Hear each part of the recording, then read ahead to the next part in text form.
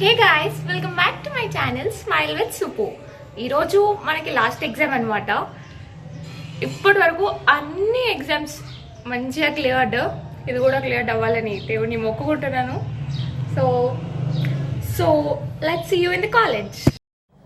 Wait ఏంటి exam అని చెప్పి ఇట్లా టీషర్ట్ల మీద రాసుకుంటుంది అనుకుంటున్నారు కదా.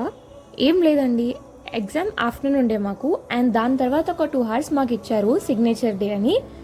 So this vlog is totally about our signature day, my last days of my BTech life. So మా బ్యాచ్ ఏంటంటే ఆన్లైన్ అండ్ ఆఫ్లైన్ రెండు ఎక్స్పీరియన్స్ చేసామన్నమాట.